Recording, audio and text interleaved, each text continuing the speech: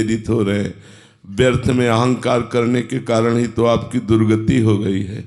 आप अपने स्वरूप का विस्मरण करके ये जो कर्ता और भोक्ता भाव धारण किए हुए हैं, यही तो मूढ़ता है।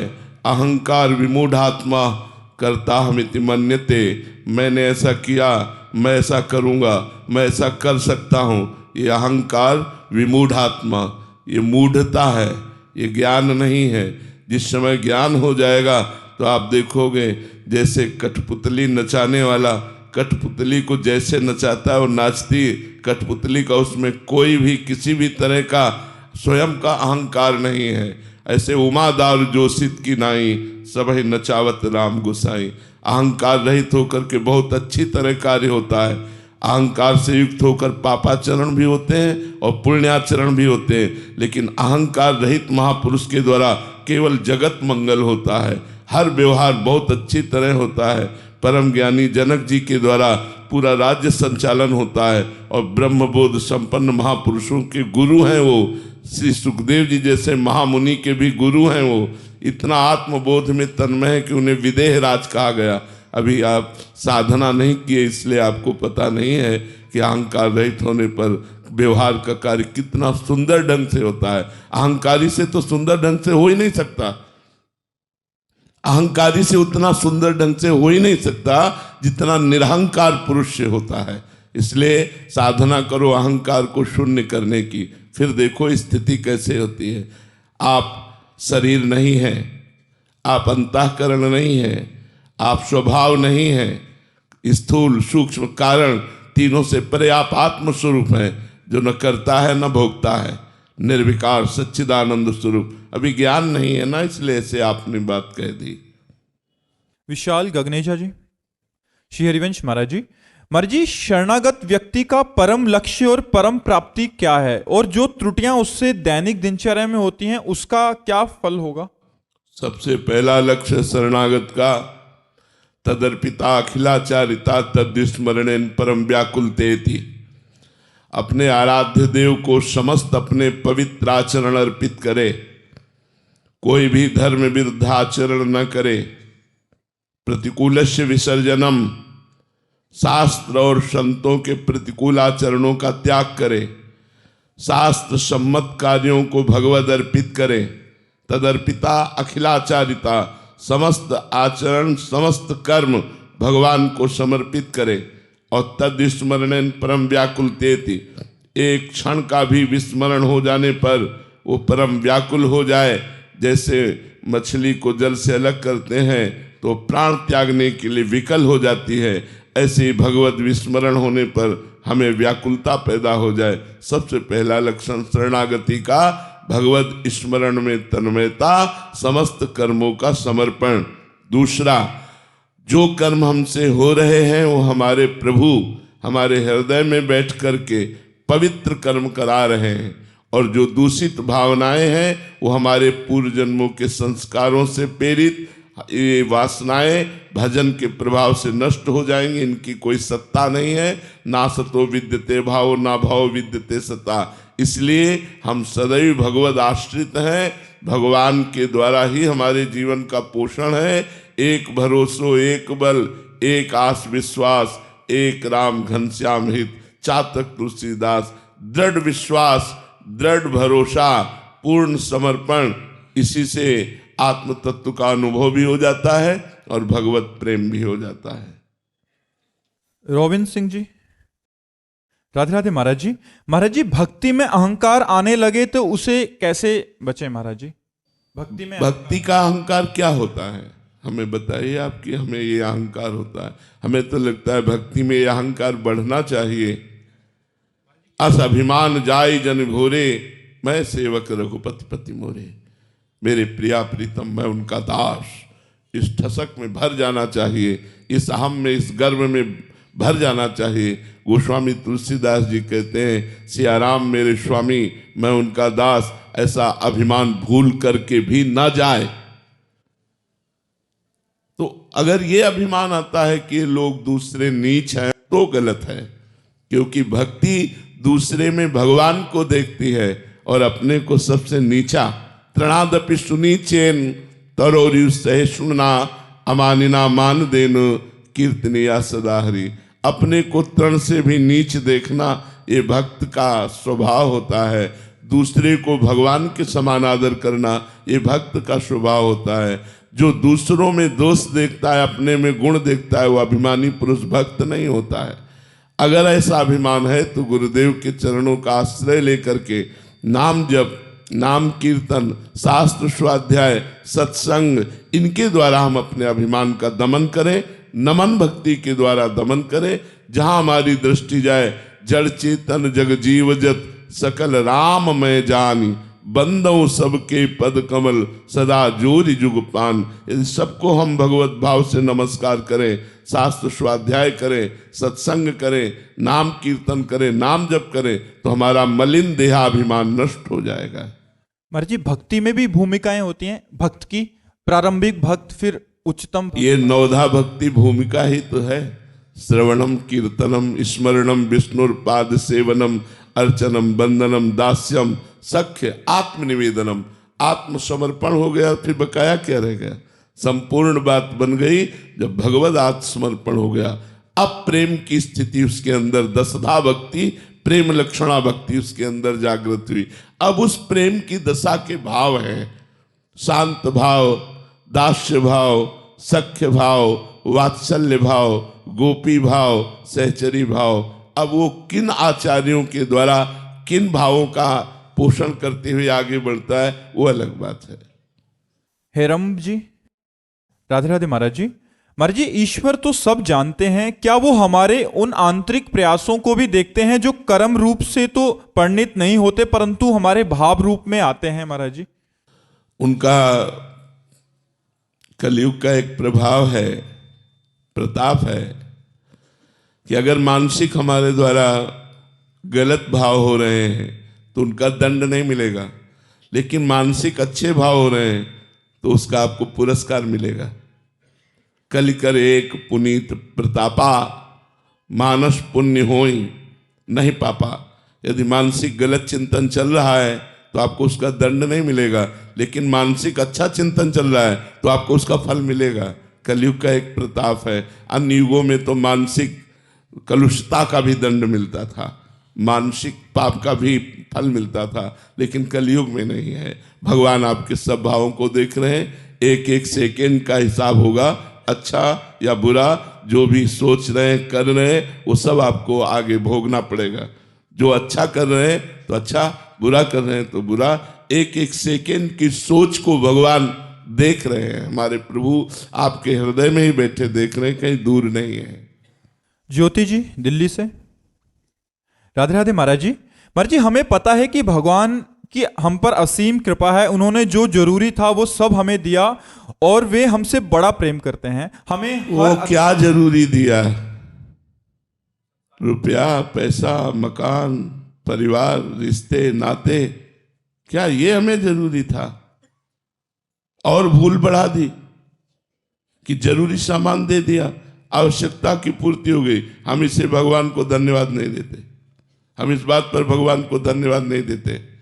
माँ अपने को अन्य कार्य में मगन करने के लिए बच्चों के सामने खिलौने फेंक दिया करती है। माँ की कृपा तो तब माने जब खिलौनों से हटा करके हमको अपनी गोद में अपने वक्षस्थल का दूध पिलावे। ये थोड़ी कि और अच्छे अच्छे खिलौने फेंक दिए और आप तो मगन हो गई और मुझे खिलौनों में रमा दिया। क्या खिलौने मेरी आवश्यकता है? आवश्यकता माँ है या खिलौने? माँ। ऐसे आवश्यकता भगवान है या भगवान की माया? माया फेंक दी और उसमें हम राजी हो गए, बड़ी कृपा आपकी। हम नहीं मानते कृपा, हम तो कृपा तब मानते जब माया का पर्दा हटा करके आप मुस्कुराते हुए आइए, मुझे आपकी जरूरत है, माया की जरूरत नहीं है। मेरा मानव जन्म आपकी प्राप्ति के लिए हुआ, माया प्राप्ति के लिए तो और योनियां हैं, लेकिन भगवत प्राप्ति के लिए ही केवल मानव देह है। मनुष्य अगर देह प्राप्त करके और इन सब घर, मकान, रुपया, पैसा, मान, प्रतिष्ठा, इसी को मान करके आप राजी हो गए तो बड़े धोखे में हो गए यार, बड़े धोखे में हो गए। साधन धाम मोक्ष कर द्वारा, ये मोक्ष प्राप्ति के लिए है, भगवत प्राप्ति के लिए है। आपका जीवन व्यतीत होता चला जा रहा है। किसी की 40 वर्ष आयु गई, 50 वर्ष आयु गई, लेकिन आपने अनुभव क्या किया? अभी मृत्यु आने वाली है, आपके शरीर को छुड़ा देगी, घर परिवार रिश्ते नाते सब यहीं रह जाएंगे। आपके पास क्या दुर्लभ मानुष देह से कमाया हुआ है, पाप पुण्य, ये क्या है? ये दुर्लभता है। दुर्लभता है। हमने भजन किया, हमने तपस्या की, साधना की, गृहस्थ में रहते हुए परोपकार किया, मेहनत से कमाया, परिवार का पोषण किया और नाम जप किया, ये आपके पास है। अगर नाम जप आपके पास है, भगवत चिंतन आपके पास है, तो आपको भगवान ने आवश्यक चीज दी। अगर भगवत चिंतन नहीं है तो अनावश्यक है वो सब, हम उसे आवश्यक नहीं समझते। हमारे जीवन की आवश्यकता आनंद है, और आनंद भोगों में नहीं, परमात्मा में है। प्रियांक जी, राधे राधे महाराज जी। महाराज जी, मन में ये व्यथा है कि किसी के प्रति प्रेम और लगाव में क्या अंतर है? क्या हम श्री जी के लिए पूज्य महाराज जी जैसा प्रेम ला सकते हैं, या ये गृहस्थ जीवन में लगाव मात्र रह जाएगा? लगाव ही प्रेम है। जितना लगाव बढ़ जाता है उसी को शास्त्रीय भाषा में प्रेम कहते हैं, ग्रामीण भाषा में लगाव कहते हैं। हमारा जहाँ लगाव होता है, मन का जुड़ना ही तो लगाव है। मन का जुड़ना, मन को अच्छा लगना, मन से अपनापन करना, इसी को तो प्रेम कहते हैं। जो हम शरीर में लगाव किए हैं, शरीर संबंधियों में लगाव किए हैं, यदि वही लगाव प्रभु में लग जाए तो वो प्रेम हो जाता है, वही धीरे धीरे प्रेम बन जाता है। बोले मुझे पता नहीं चला कब इनसे इतना लगाव हो गया कि इनके बिना मैं जी नहीं सकता।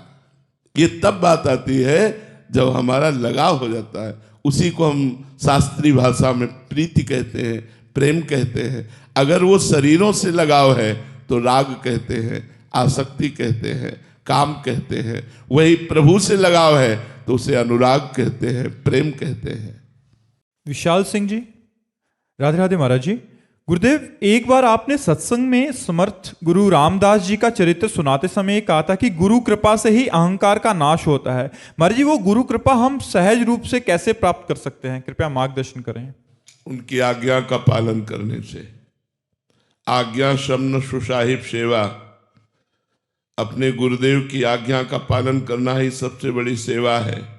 अब जोई कहें करे हम सोई, आयस लिए चले निज दासी, मन क्रम वचन त्रिशुद्ध सकल मत, हम श्री हित हरिवंश उपासी।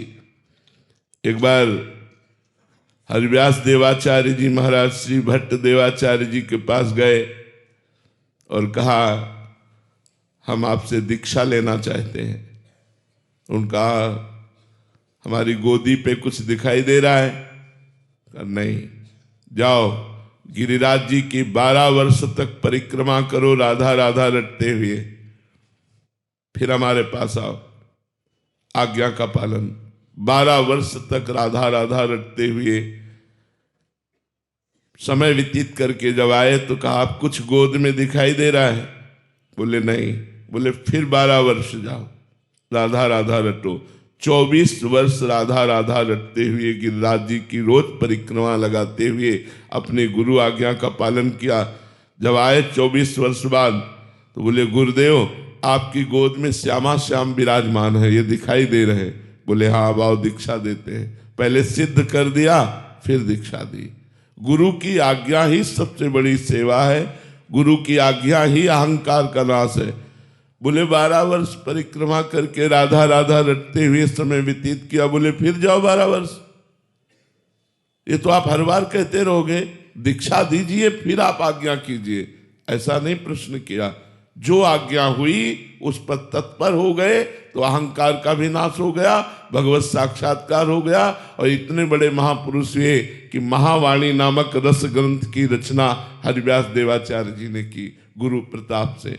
तो जो गुरु की आज्ञा का पालन करता है वही गुरु सेवक है। जो गुरु सेवक है वो अहंकार रहित तो हो ही जाता है, क्योंकि गुरुदेव की कृपा इस सबसे बड़े दुश्मन अहंकार पर रहती है। अहंकार नष्ट हो गया तो संस्कृति चक्र नष्ट हो गया। ये जो पुनरपि जननम पुनरपि मरणम पुनरपि जननी जठरे शयनम चक्र है, ये इसका मूल जो है वो अहंकार है। संस्कृति मूल शूल प्रद नाना, सकल शोक दायक अभिमाना, ताते करे कृपा निधि दूरी, सेवक पर ममता अति भूरी। इसलिए कृपा निधि इष्ट और कृपा निधि गुरुदेव पहले उपासक के अहंकार का नाश करते हैं। जो निरहंकार हो जाता है तब वो चिदानंद रस का अधिकारी बनता है। महाराज जी, आपने गुरु आज्ञा की बात कही अभी। महाराज जी, एक सवाल था इसमें कि गुरु आज्ञा का मतलब किसी और से परीक्षण कराना चाहिए? समकालीन मतलब उनके समान संत भी हों तो गुरु आज्ञा कर दिया तो दूसरे से जाके पूछते हैं महाराज। ये अपराध है, ये अपराध है, क्योंकि दूसरे संत उसको किस रूप में लेते हैं। अगर सुलझा हुआ महापुरुष है तो सीधे बोलेगा गलत, आप गुरु आज्ञा पर प्रश्न कैसे उठा दिए, चुपचाप अपने गुरु की आज्ञा का पालन करो। अगर सुलझा हुआ नहीं है तो ये क्या, कोई उपदेश दिया नहीं, कोई साधना बताई नहीं, बोले 12 वर्ष परिक्रमा लगाओ। अब 12 वर्ष तक दूर रहकर परिक्रमा, फिर ये क्या बोले 24 वर्ष लगाओ। वो गुरु की आज्ञा में कमी निकाल सकते हैं, इसलिए अपराध बनने की संभावना है। अपने गुरुदेव की बात पर यदि एक तो संशय नहीं होना चाहिए, और यदि प्रश्न उठे तो गुरुदेव से ही प्रश्न करना चाहिए, किसी और से नहीं। कि गुरुदेव भगवान हमारा मन विश्वास युक्त हो जाए, इसलिए आपसे पूछ रहा हूं, क्या अत्यंत अनिवार्य है 12 वर्ष तक परिक्रमा लगाना? हाँ, गुरुदेव से ही पूछना चाहिए, वो हमारा समाधान करेंगे।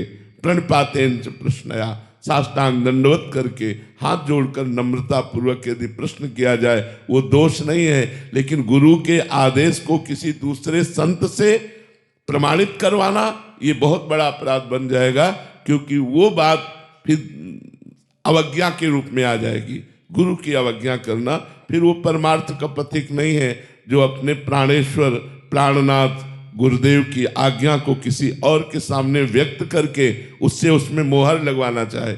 बहुत वो अल्पज्ञ है और वो अवज्ञा हो जाएगी। गुरु अवज्ञा हो जाएगी तो परमार्थ बनेगा ही नहीं। आओ महाराज जी, स्वामी नारायण। महाराज जी, बड़े दिनों से इच्छा थी, 5 साल से इच्छा थी मेरी कि आपके दर्शन करेंगे आप। बहुत कृपा, बहुत कृपा स्वामी।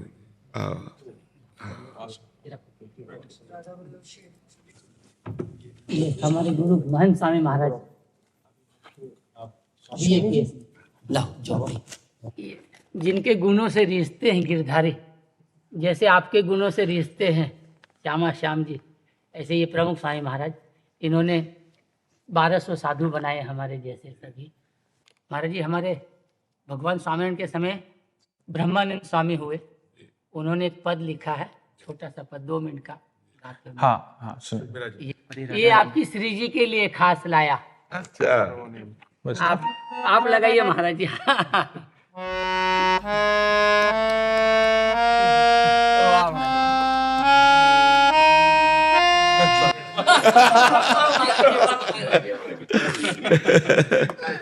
संत और भगवान तो सब कलाओं में कोविद होते हैं महाराज, आप तो एकदम अच्छे बजा दिए।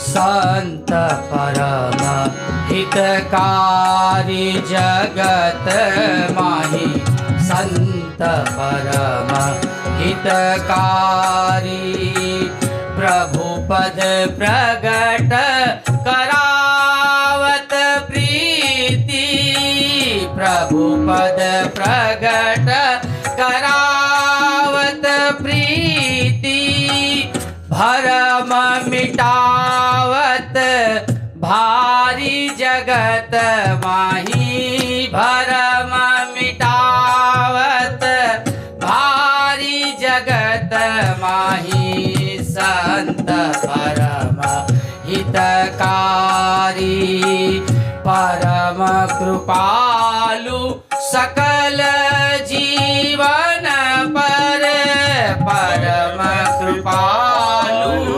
महाराज जी, आप परम कृपालु है। इतनी तकलीफ होने के बाद, किडनी की तकलीफ, शारीरिक तकलीफ होने के बाद भी सभी जीवों पर कृपा कर रहे हैं, भगवान के साथ जोड़ रहे हैं।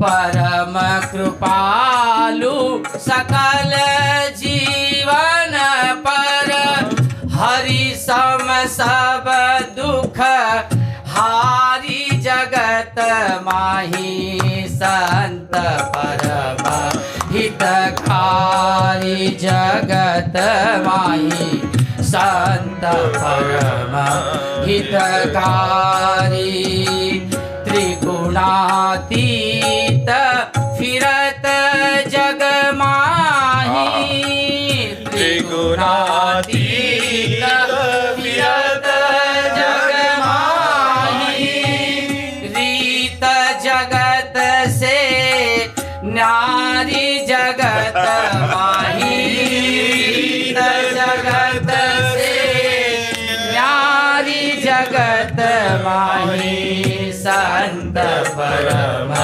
हितकारी जगत माही संत परम हितकारी ब्रह्मानंद कहे संत की सोबत ब्रह्मानंद कहे संत की सोबत ब्रह्मानंद कहे महन स्वामी की सोबत मिलत है प्रगट मुरारी जगत माही मिलत है प्रगट मुरारी जगत माही संत परम हितकारी जगत माही संत परम हितकारी जगत माही संत परम हितकारी। आप जैसे संत हितकारी हैं तो थोड़े दो हित वचन हमारे साधु आश्रम के लिए आप थोड़ा कृपा। हम समस्त संत मंडली को सिरधर करके उनके चरणों में प्रणाम करते हैं और जो संतों से और शास्त्रों के अवगाहन से मिला वो सार बात बता देते हैं। प्रत्येक क्षण हमारे हृदय में बिना अंतराय के अपने इष्ट गुरु प्रदत्त मंत्र नाम इसका चिंतन चलता रहे, ये सब साधन की सफलता है। सब साधना की सफलता यही है कि बिना किसी बाधा के अव्याहत निरंतर अबाध इष्ट गुरु का चिंतन चलता रहे। गुरुदेव द्वारा प्रदत्त मंत्र नाम इष्ट का चिंतन चलता रहे। यदि अखंड स्मरण चलता रहा तो भगवान नारायण आपके संग हैं, आपके हृदय में है और ये आपको अनुभव में आ जाएगा। यस्य स्मरण मात्रेण जन्म संसार बंधनात् विमुच्यते नमस्तस्मै विष्णवे प्रभु विष्णवे। सतत स्मरण ही साधु का एक ही कर्तव्य है कि त्रिभुवन की राज्य लक्ष्मी देने पर भी जो आधे पल के लिए अपने प्रभु का स्मरण न छोड़े वही साधु, वही वैष्णव, वही भगवान का प्रियजन जो अंदर ही अंदर निरंतर चिंतन चलता रहे। अभी स्वामी जी का पद, जो ब्रह्मानंद स्वामी जी का पद, कि त्रिगुणातीत वो विचरते हैं, न सतोगुण का प्रभाव, न रजोगुण का प्रभाव, न तमोगुण का प्रभाव, न सोने की जंजीर न लोहे की जंजीर। आप बोलते हैं शुभ अशुभ दोनों से परे निरंतर भगवत चिंतन परायण, भगवत चिंतन, सब कुछ सार बात भगवत चिंतन।